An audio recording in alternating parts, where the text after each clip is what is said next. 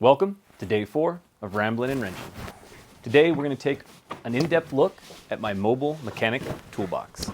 I want to run you through my mechanics toolbox for 3 main reasons. 1, I'm really proud of the setup, the system, and the tool selection. This box has done basically everything I've ever thrown at it and asked for more, which I absolutely love. 2, I use my box kind of in a weird way, I think. I don't think it's a typical way to use it. I'm not a full-time mobile mechanic. I'm not a professional mechanic of any time. And I'm not a full-time stay-at-home mechanic. Because I am working on friends and family cars away from the house, and because I'm working on my own projects at the house, I need something that I can work out of at the house continually, and then in the snap of a finger, I can just throw it in the back of a car, and this has done that for me. And the third reason is that I really love to see the things that people carry. I love to see the tools people use. I love to see the way they get those tools and those things through the world, and so thought it'd be really fun to show kind of how I do that with my mechanics tool set. Now, the obvious thing here, the red and the black, this is a Milwaukee pack-out system. Over 20 years of trying to figure out how to carry tools, over 20 years of gaining more knowledge and needing more tools as I go around, I found the pack-out system to be the best one. There have been some other honorable mentions along the way, but as far as warranty, parts selection, all of the things that make the pack-out great, the pack-out is my system. Definitely a little pricey, but I use it all the time, so I can justify that price.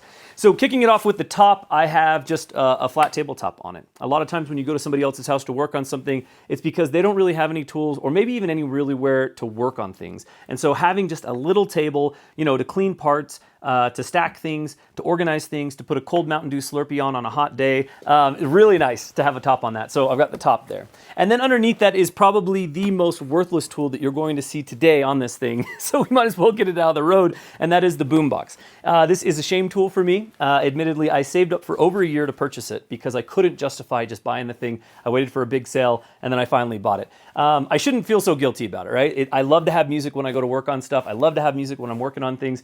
And so that alone, it's worth it. It was worth saving up. It was worth snagging it. But there are a couple things about this that do make it kind of justifiable. So let me show you here really quick.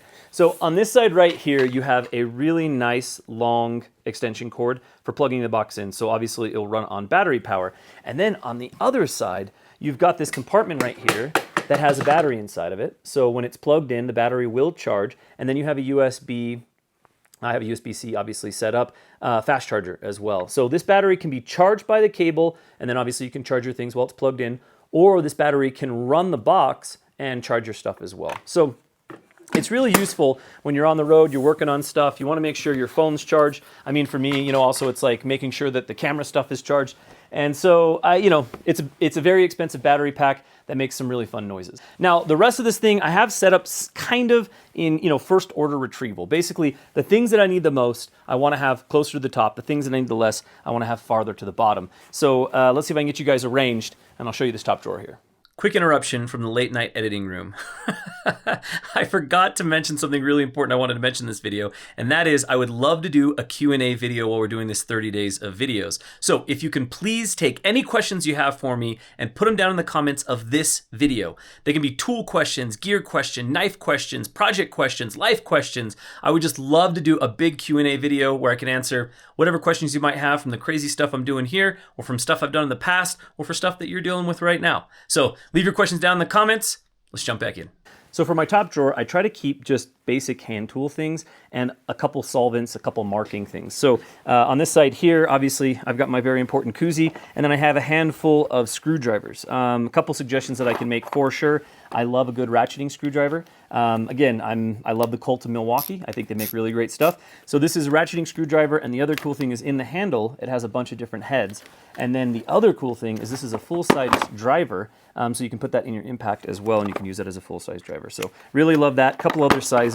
I will say that the other 2 screwdrivers that I find extremely useful are this thick boy flathead screwdriver right here, and then this thin boy screwdriver right there. As far as getting clips off, as far as scraping things, as far as prying things, those screwdrivers are definitely my most used things. And then in the next box over, I have some small precision screwdrivers. So you never know. So I've got Phillips, flathead, and Torx in the precision one. I have a nice long driver because you never know.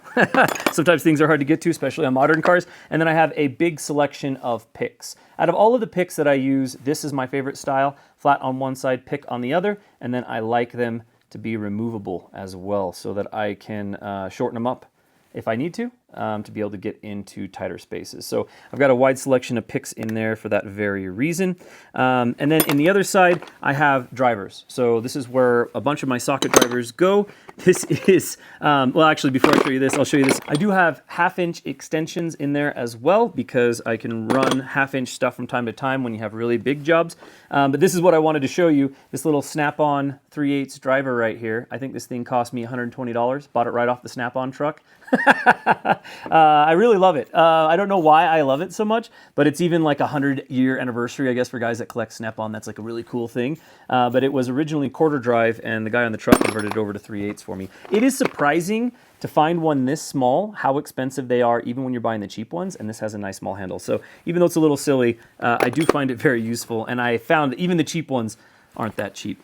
And then on this far side here, I've got a selection of different little drivers. I, of course, have my different Loctites here, and then I have paint pens and Sharpies. I like to keep that stuff all right there. And then in the front, I have a bunch of different converters and wobbly heads and things like that, because you always need something random.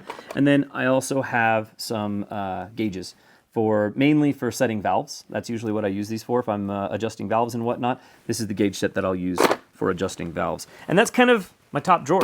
So moving down to the next drawer, let's get you guys situated here so you can see it too. All right, moving down to the next drawer, again, basic hand tools. So I've got my selection of pliers that I need. I've got my selection of like vice grips. It's funny, but it's actually amazing what a good pair of scissors will get you when you want them in there. And then this is making me look like a fanboy because I did go out of my way to buy a couple Milwaukee wrenches, but I also have my adjustable wrenches on that side as well. And then we move into the sockets. Now, my sockets actually usually aren't a mess. I think I just did this while I was wheeling it over here for the opening shot. But they honestly usually don't bounce around like this. The one problem that I do find with carrying my sockets around like this is every once in a while this thing will tip over in my car when I'm transporting it because these break down into different areas. So usually what I'll do is this whole thing will go as one, this one will go as one, or go as two, just depending on how high the vehicle is that I'm going with. So this one's usually top heavy because of that darn radio, and nothing really gets messed up, but my sockets will get messed up. This was actually just a socket set that was in a folding box, and that's how I was carrying it around forever. And I want it that way because when I get to where I'm going, sometimes I don't have full access to get into where I'm at. And as a result, I can take it in farther to where I'm going or closer to where I'm going, and I can actually size up what I'm going to need if I know it's metric or if I know it's standard. Or if I don't know which one it is, I can take them both in and do it that way as well. And then I also have kind of my bigger drivers in here, and then in here, just another set of bigger drivers. So I use a lot of knife cases to keep my socket stuff organized. And the theme of being able to pull drivers and wrenches out to get to a location that I may need them in continues with my wrenches as well. You guys actually just recently saw this, but I've got these canvas rolls that I got from Atlas years ago. They've held up really well. I mean, they don't even look that old or that used, and I've used the heck out of these things. But I keep all of my wrenches rolled up in here. So these are all my metric wrenches, and I can just roll this up nice and tight. I can roll it up nice and loose. Obviously, when I go to a pick apart, I'm not going to take this whole thing into the pick apart. So this allows me to break out my wrenches and take stuff into the pick apart solo. And then below that, I also keep my standard ones. So this is all my standard wrenches in here. Then along with that, I just recently added this light. So this is a neck light. It goes on your neck, and then you're able to move it around like this, and then also it's like not in your head, not in your road, and you can get different angles, which is really cool. It is USB-C rechargeable, so my useless radio will charge it if it gets low on power, and I found that to be really useful, especially with winter coming on. I've already used the heck out of that thing in the last few months alone, and they make really cool inserts for wrenches for these pack-out systems, but like I said, I just really love the modularity. I love being able to just grab this thing, take it to where I need it. Same with my socket sets. I love to be able to just grab my socket sets, take it to where I'm going, and get work done, especially if I can't get the thing all the way in. All right, next up, we have got kind of my electronics drawer. So this is where I keep my electronics stuff. I've got myself a really nice Klein reader. This is actually a fairly new one. My last one burnt out on me, and so I got that. I've got some zip ties in here. I've got some body panel stuff if I need to get into body panels. I've got tank weld. I've got, of course, just your standard light checker. I've got some solder. I've got some connectors. This is just a random box of parts or random bag of parts and hose clamps, which I find really useful. As far as the nuts and bolts in this, there's no rhyme or reason to why they're in there. They're just ones that I happen to come across or ones that I happen to have. But the hose clamps themselves, those alone are super, super useful. Of course, some extra wire in different gauges. I've got my wire strippers. I've got electric tape. I've got different putties, and I think this is, this is like a copper anti-seize lube. Just a lot of random stuff that you would need in here for bits and bobs, but primarily electric work. This right here is actually really cool. So this is a mobile soldering iron. And the way that I keep it good is inside of here, I actually just turn the batteries around. So the batteries aren't sitting here engaged in any way, so this can't accidentally get turned on or off. It can't burn itself out, and hopefully the batteries will be good whenever I get to where I'm going. I bought this when I was in, I think I was in Louisiana. I can't remember, but I was stranded. I was stranded in the parking lot of an O'Reilly's for 24 hours in my van, and I couldn't figure out what the problem was, and I thought maybe it was an electrical issue. And so I bought this so I could do some soldering in the parking lot. It ended up being something entirely different, but I've had it ever since, and it's been really useful. And then below that, I've got kind of a selection of drivers. So I've got a set of Allens in this bad boy right here. I really love these little small organizers. I think they're absolutely amazing. I also have a set, I believe this is a set of ring pliers. I think I currently have 2 sets of ring pliers in this thing. Yep, there's a set of ring pliers, and I've got, and I've got the other heads here that go into the ring pliers. So a different set of heads for being able to go into the ring pliers themselves. Look at this a little bit closer so you can see. Ring pliers are super useful, and it's one of those things that, like, if you don't have, there's a chance you're just not going to get the job done. I don't know why there are 2 sets in here. I'm pretty sure there are. We're going to find out here in a minute.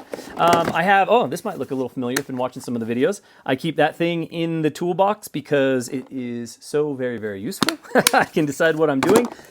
This is a wrench specifically for setting timer with distributors and stuff like that. So I've got a couple of those because I found those useful, specifically on like old Chevys. That's why I use those. And then on the bottom here, I've got safety sockets. So I've got some safety T-sockets. The difference with these are that they have a hole in the middle of them. And you'll see this sometimes on like newer cars, like getting seat belts or getting seats out, you'll need those safety T-sockets, so I find those useful. These are regular T-sockets, so 1/2-inch drive and 3/8 drive in this. And then sure enough, I was right. I do have another set of snap ring pliers. I think I was going to a job where I knew I needed snap rings, and I just was like scared I didn't have a set. So I threw both pairs in, just not thinking about it. So I should probably take one of those out. But I mean, maybe that's one of those 2 is 1, or one is none, 2 is 1 scenarios. I don't know, maybe, maybe not. And then finally on the bottom, this was actually something new that Milwaukee just released. But let me get you angled here a little bit better. All right, that looks pretty good. And this bottom piece is one that I was actually waiting for about a year. This was actually the reason that I bought the pack-out system. When I initially wanted to buy into this system, I was really worried about my ability to move around mobily because all of the other rolling systems that they had at the time, the handles were really tall. So getting those into almost any vehicle was going to be pretty much impossible. But I knew that they were going to be releasing this. They had made an announcement. It ended up taking longer than I anticipated. So at the time, what I did is I just bought like another big, it was like one of these drawers, but 2. So it was 2 drawers, and I just put it on rollers. And that got my needs done for the time being. But now it's on a proper, like, dolly type rolling system with a collapsible handle. So it's really nice. And this is a rolling toolbox, which is super cool. So in here, this is where I keep all my solvents. So I keep, you know, like, what is it? Not dielectric. Dielectric. I was right. So I keep my dielectric grease. This is for electronic connections. I keep some Gorilla Glue. I keep different like RVT, you know, different temperature, different curing speeds. I keep a little bit of baby powder. If you ever have to mess with tires or anything like that, it's nice to have a little bit of baby powder. And then in that same drawer, I will have, oh hey, I found my number 10.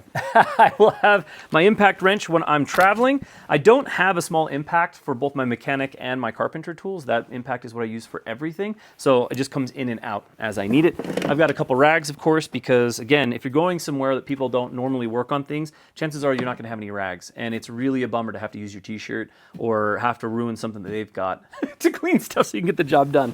And then I have what I would probably say is one of the best mechanic purchases I've ever made, and that is this big old impact gun. It is insane what this thing will do. I was doing suspension on my sister's Mazda 3, and I just couldn't get it. It didn't matter like how big of a cheater bar I put on, nothing. Like I literally just couldn't get the suspension. It was just rusted, welded on. And I didn't have time to let it soak and all of that. She needed to get back on the road. So I finally broke down. I mean, this was a couple years ago now. I finally broke down and I went and bought this thing. And I was like, maybe I'll just buy it and return it. I don't know. And no. Number one thing I would say, if you have all your hand tools and you're looking to upgrade because you're doing a lot of work, this is worth every single penny. I waited too long to get it. I busted too many knuckles waiting too long to get it. Also down in here, I keep a little hand sprayer. This is for spray paint cans, so it's kind of cool. So you pinch this side here, it grabs the top of the can, and then you can pull this and it will give you a nice even spray to it. And I actually use this quite a bit. I do a little bit of body work every once in a while, mainly just to try to help people make things look decent so that they can feel decent going down the road. Obviously, again, not a professional body guy by any measure. I also keep some gloves in there. I never use them, but I do keep them in there. I try to use them, but I always forget. And then as far as my chemicals go, of course, I've always got a full can of seafoam in there. I've got some carbon choke cleaner. I've got starting fluid. I've got Seafoam Deep Creep. Oh, that's another can of Seafoam Regular. But I also have this Seafoam Deep Creep. This stuff is absolutely amazing. I love, love, love this stuff. And so I always have that, and I always have this, two different types of seafoam, one for the gas tank and one to loosen up parts and lube parts. And then I also have got this sweet little sledgehammer. Actually, funny enough, when I was doing my sister's Mazda 3, she bought me this because I needed a little sledgehammer, and I didn't have one in the box that I was traveling with at the time. So I got myself, she got me a cool little sledgehammer, which was really nice. And then the final compartment in this box is kind of for traveling needs. If I'm going to do something that I know I'm going to need something specialty, like a compression checker, or in this case, like this fuel pump and vacuum gauge tester. I was recently doing some timing on an old C20 with a Rochester 4-barrel carb, and these are really great to get the timing just right so that you can see exactly what the vacuum is and all of that fun stuff. So that's where I'll kind of put those types of tools, the tools that I don't need in my box all the time, but the tools that might be necessary for a specialty job. One thing I do keep in here all the time is a motorcycle chain breaker. So I have a motorcycle chain breaker in here because that's something that can come in really handy for motorcycle parts. And then I have a couple other little doodads in there, but the big thing is my big cheater bar. So I still do use this thing from time to time. Ever since I've got the big Ugga Dugga, admittedly, I don't use this very much. But sometimes you can't get that tool in there, and this thing is a really nice backup lifesaver. And that's my bottom box. Once we got through that bottom drawer, I realized I was missing one tool, and that was because it was still sitting in a car because I was pulling some codes earlier today. And that is my Blue Driver OBD2 reader.